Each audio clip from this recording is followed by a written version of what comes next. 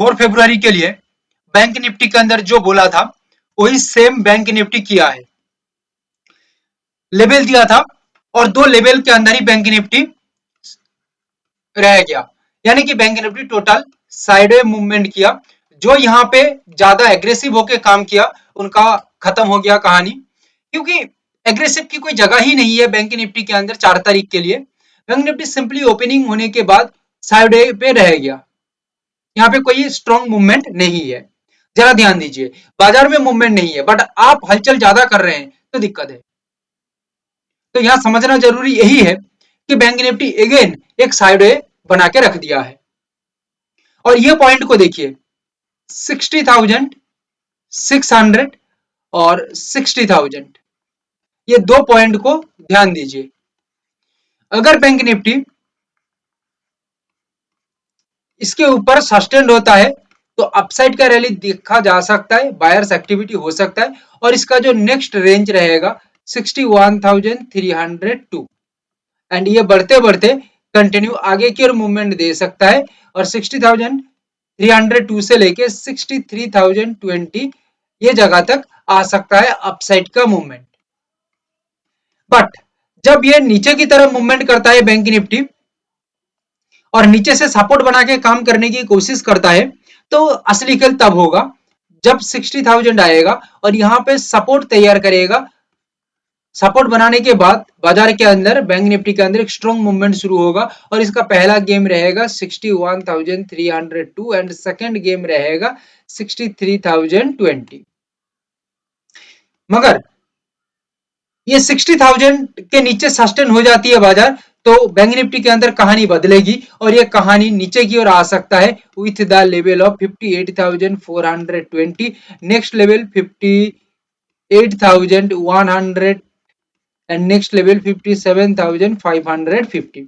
ये सपोर्ट को break down करने के बाद कंटिन्यू मूवमेंट डाउन के ऊपर देखा जा सकता है। सेलर्स एक्टिविटी यहाँ पे बन सकता है क्योंकि सेलर्स का जो मूवमेंट है ये 60,000 के बाद ही देखा जा सकता है और 60,000 के बाद बायर्स वीक हो जाएंगे और कंटिन्यू बाजार यहीं से बदल जाएगी और बायर्स का गेम खत्म हो जाएगा, सेलर्स का एक्टिविटी शुरू हो जाएगा और एक अच्छा मूवमेंट यहाँ पे दिखने को मिलेगा। अच्छा मतलब बहुत ही अच्छा मूवमेंट है, लगभग 1600 पॉइंट का एक मूवमेंट है। It is the very good movement in bank Nifty.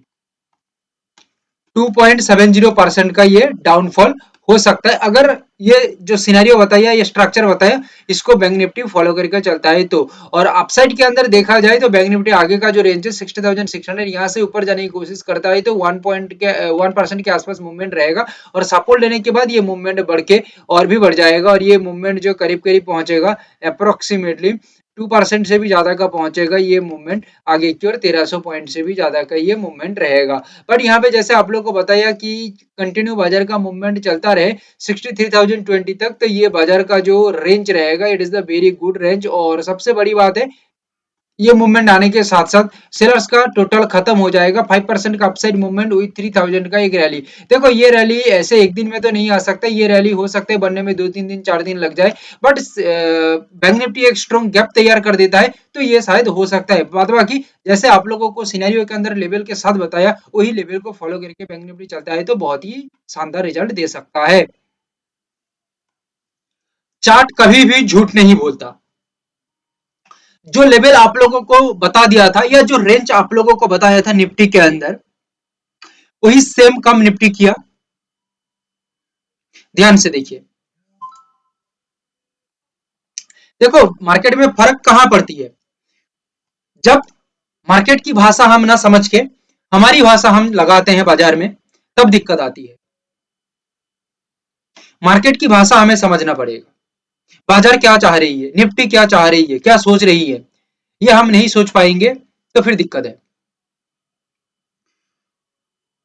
सोच को बदलना पड़ेगा।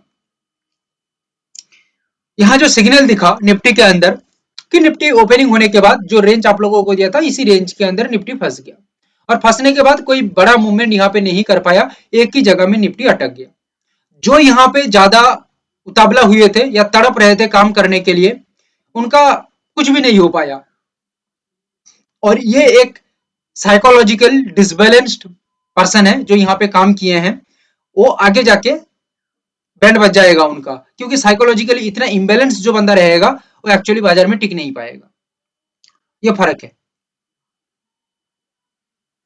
तो मार्केट यहाँ पे क्या क्लू दे रहा है, निफ्टी निफ्टी यहाँ पे जो क्लू दे रहा है कि भाई पहले पेशेंस रखो, और साथ में 25,954 ये एक लेवल है, इसको सोच में रखो।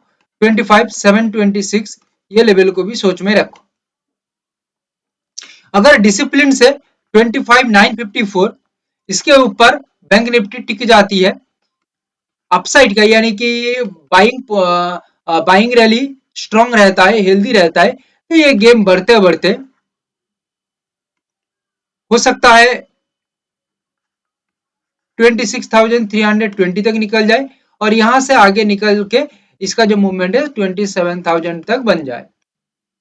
बट ये घूम के आती है 25,726 तक, तो यहाँ पे भी एक सपोर्ट बनाने के बाद कंटिन्यू बाजार का मूवमेंट आगे की ओर रह सकता है। First priority 26,320, second priority 27,000। मगर 25,725 ये ऐसा जगह है, इसके नीचे टिकता है या सस्टेन होता है या ब्रेक डाउन कर देता है, और करने के बाद बैक टू बैक सेलर्स यहाँ पे एक्टिव रहते हैं,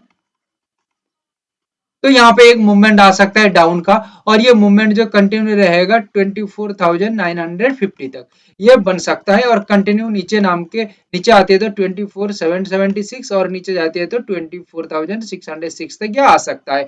बट यहाँ पे एक जगह दिया गया है 25,500, ये इंट्राडे के लिए एक सेफेस्ट पॉइंट बना के रखा गया है, क्योंकि हमारा ये एनालिसिस इंट्राडे के लिए है, सो दैट डेली फॉर्मेट के ऊपर हम देख रहे हैं। सो 25,500 ये एक सेफेस्ट पॉइंट बना के रखा गया है। अदरवाइज इसका जो मूवमेंट है 25,726 से निकलने के बाद डायरेक्ट 24,950 तक निकल सकता है। चार्ट झूठ नहीं बोलता है, ठीक है। स्मार्ट पैसा यहाँ पे ही तैयार होगा, स्मार्ट पैसा यहाँ पे एंट्री करेगा, ठीक है। और स्मार्ट मनी को जो नहीं समझ पाएगा वो खत्म हो जाएगा बाजार के अंदर। तो स्मार्ट मनी को हमें समझना होगा, स्मार्ट मनी ही बाजार के अंदर कंफर्मेशन करती है, ओके। और जल्दबाजी नहीं, बाजार को हमें समझ के चलना होगा। बहुत इमोशन आएगा इसके बीच में, बट इमोशन को हटा के लॉजिकली बाजार को समझना पड़ेगा। जो डेंजर जोन है उसको भी हमें देखना पड़ेगा, वेट करना होगा, जो रेंज क्या बता रही है उसको देख के स्ट्रक्चर समझना होगा, एंड उसके बाद बाकी का डिसीजन तैयार करना होगा। सो दैट क्वेश्चन है तो कमेंट में करिएगा, सीरियस क्वेश्चन का आंसर हम करेंगे। Thank you, have a great day.